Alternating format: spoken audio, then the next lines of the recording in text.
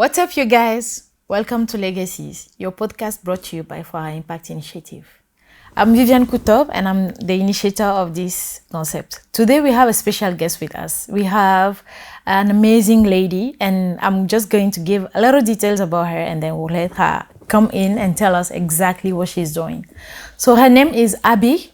And despite the fact that she has a normal job, a 9-to-5 job, she still have like a lot of initiatives she's currently working on. She's not only an entrepreneur, but she turned her passions into real life activities, generating incomes. So let's welcome Haby on this set today. Good morning, Haby. How are you? Good morning, Viviane. I'm fine, thank you. And you? Good to have you with us. Thank you. It's a privilege for me to be here. Oh, I'm so happy to hear that. So, yes, Haby, like I was saying, you have a lot of hats. Not only you work, you have a regular job, a 9-to-5 job, okay. What we call a regular job. But you also have a lot of things ongoing. Can you tell us a little bit about what you're doing right now? Okay, so like you said, I'm Haby, and I have a 9-to-5 job. I'm in an international organization as an executive assistant. And I also have, let's say, 3 other activities that I'm doing. 3 endeavors. Exactly. So the first one is called HT Events. Okay. Into events, planning and coordinating any type of events, professional weddings and other events. Then the second one is called Amaria. Amaria means promise from God, or a gift from God. And it's a personalized brand. I make personalized t-shirts with encouraging words. And then the third one, it's a foundation. It's called Haby's Foundation. So what we usually do is that every year when the schools are opening, we give out school supplies to underprivileged children to help them start the year. Wow. And that's like, oh, you do all those things. I'm pretty sure you still have some other stuff under your sleeves that you don't want to reveal here right now. But this is amazing. I mean, you know, I don't know if he's like in Africa or they say don't pursue a lot of rabbit. I think I'm going to say it in French so they understand what I'm talking about. Yeah. On ne poursuit pas plusieurs lièvres à la fois. How are you able to manage? It must not be easy. Trust me. When I come back from work at 5 or 6, the only thing I want to do is just lie in my bed and get something to eat, and that's it. Where do you get that strength from? I think the first thing is passion. When you're not passionate about something, it's impossible. You'll get tired easily. So the first thing is I'm passionate about what I'm doing. So even if I'm tired, there's this pleasure that comes in within me that I'm doing it because I love it. And then the second thing is that this world, there are a lot of opportunities. So it's okay if you want to stay, just have one single thing and you're comfortable with that. But you have to know that there are a lot of opportunities out there. And if you just leave them pass by, maybe at the end of the journey, you may regret why I didn't do this, why I didn't do that. So there's this passion. I have passion for events. I have passion for the clothing brand. Because it's something that I was lacking. And for the foundation is something that I think that I have to give back to the society. And I also remember that if when I was young, during some situation, if I had people that were maybe giving this to me, I would be happy. So sometimes you pass through situations, it's not because the situation wants to hurt you, but it's for you to learn that at a certain time, if I get this opportunity to give others what I couldn't have, it's also a blessing. I see. That's interesting. You know, sometimes, I think earlier on, before we even started this, we were talking about the fact that sometimes when you don't have friends or when you don't have any support, you don't have anybody to even listen to you, you end up like falling into depression. Exactly. You end up feeling hopeless. So, I mean, you taught me something. You showed me that there's another way of seeing things. Can you tell? I mean, I don't want to be the only person benefiting from that, please. Sure. I've really loved that perspective, the way your eyes on the world. Please tell us a little bit about it. So like I was saying, most of these ideas, I got them in my solitary moments when I'm alone and everything. I do have friends, but I'm a type of person that I'm not that... I don't go out a lot. Exactly. Okay. So most of the times where I'm inside just alone, that's when these ideas come out. So this is just to encourage young people out there, they may not even be young, people that are out there that think that, oh, I'm an introvert person, so I don't want to mingle with people. Yeah, and then they take it as, oh, this is who I am. I'm just going to be on my own. But you don't know that it's during those moments that most of the time that you get ideas, you write them down. And I'm sure that there are billions of introverts that have amazing, innovative ideas that they have kept in their books inside their houses, that if they can just have that courage of coming out, because like I said earlier, it's about the target. Everybody has a targeted audience. So the fact that 10 people didn't come back to you when maybe you try to reach out does not mean that the product that you're trying to sell or the service that you're trying to publish there is not good. It just means that they're not the target. But you know, in the society we live right now, it's all about validation. It's like, okay, imagine you're doing something and then instead of like attracting, you know, everything is about, for example, social media. Yes. You have a video, you post the video, and then the video gets only like three views or 3 likes, and then you're like, you start questioning yourself. It's like, why are people not watching? Why are people not liking? Validation, is it good? Maybe the concept that I'm proposing, it's not good, or it's not timely, or it's not what people need right now. So how do you face that? Because trust me, sometimes it's not, I don't want to use the word depressing, but it feels like you're alone in the thing that you are doing. You end up feeling alone. I think as human, it's normal to feel that way, because we are in a society where success is, when we talk about success, people think about number, but success has nothing to do with number. There are some people that they are great right now, if you ask them, oh, what motivated you? They may tell you, oh, maybe it's when I was in primary school, one of my teachers told me this, and that thing it was in my mind and it kept me going. Now, if you have to go back to that, in primary school, a teacher told you something, and your whole lifetime that thing has impacted you to a point where you become, maybe you're impacting billions of people. But maybe that teacher, when the teacher was telling you that thing, the teacher didn't have in mind that one day this person that I'm telling this sentence, it will impact billions of people. That's the problem with our generation. We think that if a lot of people are not saying yes to what we are giving out, it means it's not good. So you have to have in mind that I am a nation. I'm not just a person. So if I tell you something and it impacts you, I've impacted nation, because wherever you go, you will keep on multiplying. So for Haby's Foundation, I have this motto that I always say, that if I bless B, B will go and bless C, C will go and bless D, and that is how the chain will continue.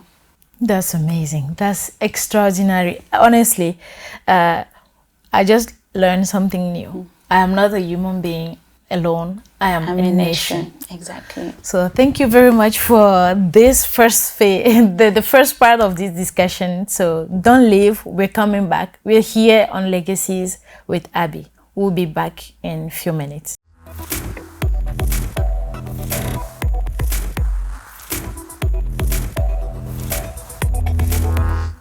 Nous sommes de retour dans notre podcast Legacies avec notre invité spécial Haby. Donc, Haby nous était en train de dire tout à l'heure que c'était important d'avoir plusieurs initiatives qu'on conduit en même temps et de ne pas s'inquiéter, qu'on peut pouvoir les faire toutes ensemble. C'est bien ça? Exactly. Sur quelle base? Parce que par moment, on se dit que pour pouvoir commencer quelque chose, il faut avoir le budget, il faut avoir la communication, il faut avoir le marketing, il faut avoir le business plan et tout ça. Est-ce qu'il a fallu que tu passes par tous ces processus-là pour pouvoir commencer tes initiatives? Not really. When I started, I'll take the example of Amaria, which is the clothing brand.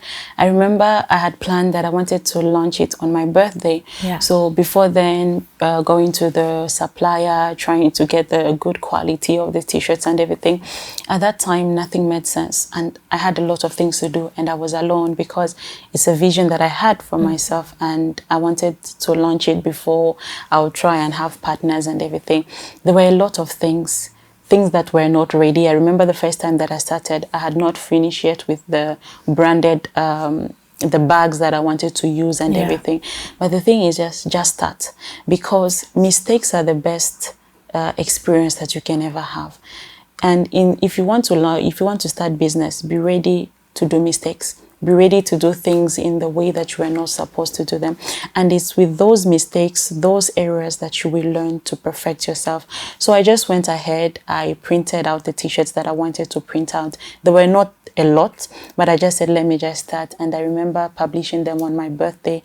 And the demand was a lot that I even had to start again, changing and everything. But imagine if I did not start, if I was waiting for everything to be perfect, to have the bags, to have this and this. And c'est au fur et à mesure que tu continues que des idées viennent en fait. Mais tant que tu n'as pas commencé, tant que les gens n'ont pas vu, parfois même c'est quand tu postes, quand tu commences à faire des choses que des gens disent, oh j'aimerais ça, mais est-ce que je peux avoir une autre couleur, j'aimerais ça. So from the feedback of those people, you start having ideas. I see. Yeah, something like that. So just start.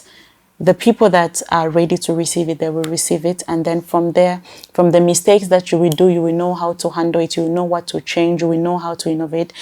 Everybody that started didn't start at a big style. Everybody started small. People will complain about maybe the quality, you will change it. People will complain about this, you will change it.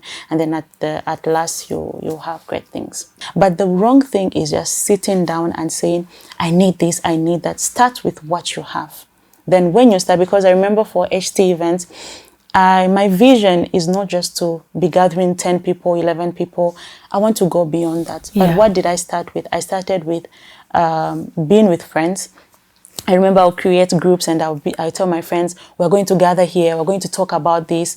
If a friend tells me, oh, I have a birthday to organize, and I'll tell the person, okay, let me do it for you. By then I was still in secondary school, and I'll tell the person, I'll look for the restaurant for you, I'll give the theme and everything. So if I was waiting and saying, no, the person is not even paying me, this is just a friend, but it's within all those small activities that I was organizing that I got this knowledge of. I knew activities, I knew places, I knew this and this. It gets to a point where even when people want to organize, they may not even take me as the event planner, but they'll call me, where can I get this? Where can I get that? Where did I get those informations? When I was still young, trying to know places and here and there.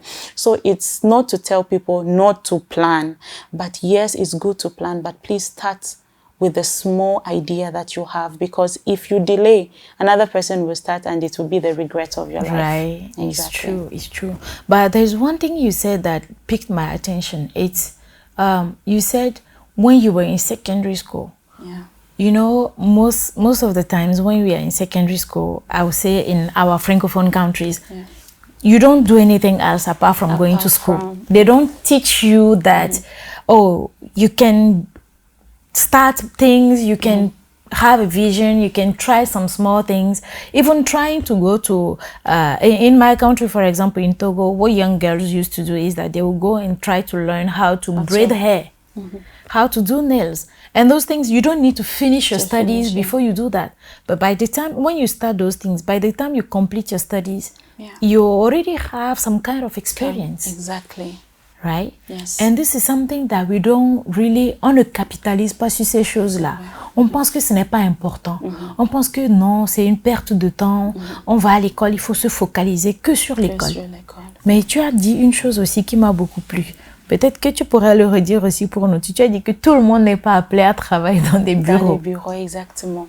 And that's the mistake that we do. Everybody wants to, because you know the society has created a lifetime for everybody. You go to school, after school, university, after university, marriage, after marriage, children, after children, this. And everybody wants to follow that as if everybody, because me, when I was in university, from my first year, I was working. The second year, I was teaching in a school, and then my class started at 1 p.m. and I had to teach from 8 to 1 p.m. So, and then the school, they used to close at 1:15. Yeah. So I only had 15 minutes to run from where I was working to go to the place to my school. So sometimes it's even at the school where I was teaching that I would change my clothes and then start running. But there is something there. The person that's the owner of the school later on contacted me, I think last year, 2024, that, oh, I heard that you do events. I want you to help me plan this and this and everything. So everything makes sense. So, and most of the times people think that sometimes they have these dreams inside them, but since they're in secondary school, they're like, oh, concentrate, just do this. This thing will distract you. When I was in secondary school, I was still organizing events, like I said, birthdays and all other things, because it was a passion inside of me that I could not run away. And this is not to encourage people to abandon school and just concentrate. No, but there is a way you can do the two things, because it will get to a time where you will need the other activities in order to continue. And this is also to encourage people that maybe they have finished university, they are out there, no job and everything, and they're just staying at home and they feel depressed. I'm not doing anything. But when you're at home, you're seeing the needs of people than the person that is even in the office. You that is going to the market, you're seeing that people need this, people need a car, how can I? Because business is about giving a solution to a need of people. Exactly. Like before we started, the example that I gave you. So I read a story on Instagram of a lady. She graduated with her friends and everything. And her friends started working, but she was not working. And then they were sharing an apartment. So she started making these like small chops, like they call it in the African culture. And she'll give her friend when the friend is going to work. And then the friend came back and was like, oh, anytime you give this food, my colleagues love it and everything. And then I think they had like a party at the office. Can you please do it for us? And she started. Before you knew, she started supplying to the office from maybe a colleague from that office. Please, I have a party. Can you bring this? And now she has this house. She has a kitchen, a big kitchen. She's a food creator and everything. So don't look at the situation as this situation has come to punish me. This is a situation. What can I do?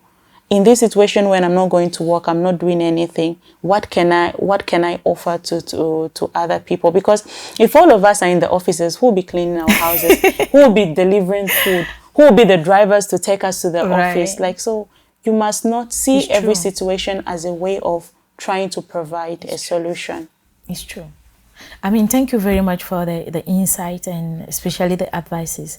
So please stay with us. We're coming back very soon. And don't forget, this is Legacies.